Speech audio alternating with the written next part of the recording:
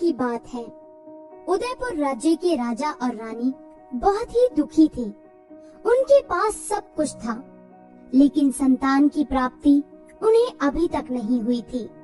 उन्होंने बहुत सारे उपचार करवाए, लेकिन उन्हें हर जगह से सिर्फ और सिर्फ निराशा ही प्राप्त हुई, जिससे रानी काफी दुखी रहने लगी। फिर एक दिन, मेरे साथ ही ऐसा क्यों हो रहा है? हमारी शादी को इतना समय हो गया है, लेकिन अभी तक हमें एक भी संतान की प्राप्ति नहीं हुई।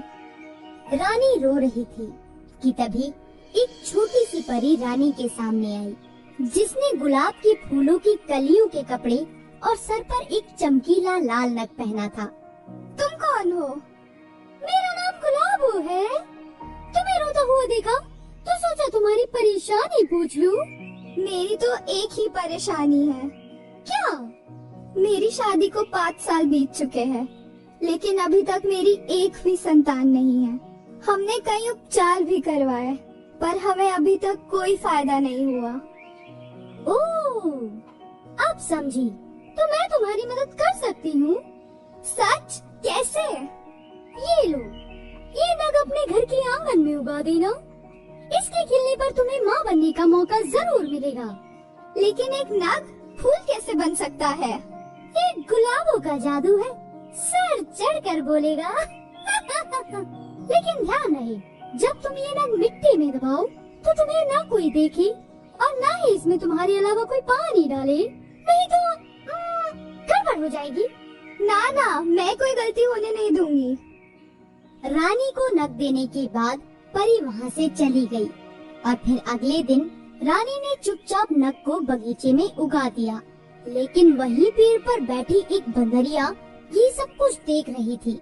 उसने वो सुंदर नग देख लिया और रानी के जाते ही उसने वो नग वहाँ से निकाल लिया, जिसके बाद रानी वहाँ पर वापस आई। ये क्या किया तूने? बंदरिया चीख सुनकर वहाँ से भाग गई, लेकिन नग उसके हाथ से वापस मिट्टी में गिर गया।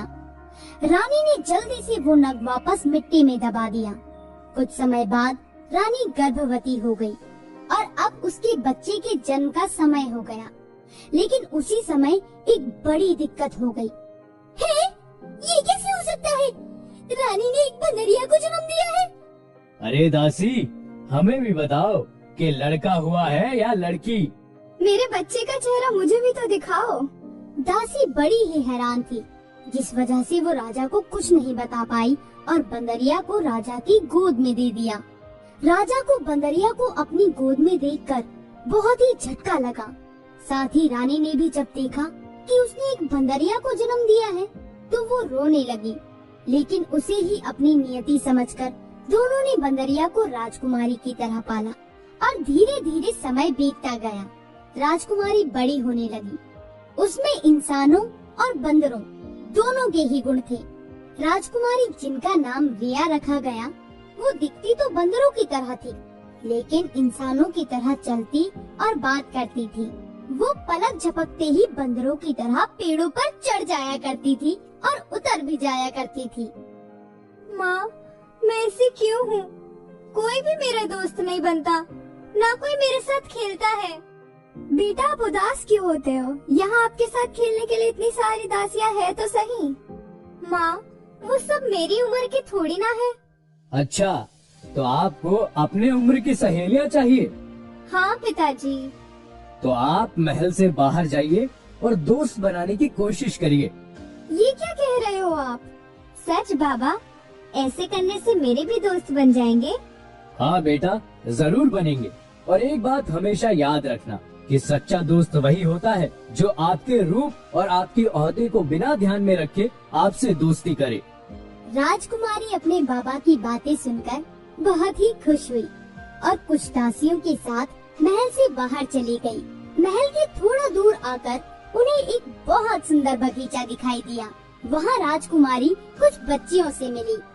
मुझे कोई भी राजकुमारी नहीं कहेगा, सब मुझे रिया ही बुलाएंगे।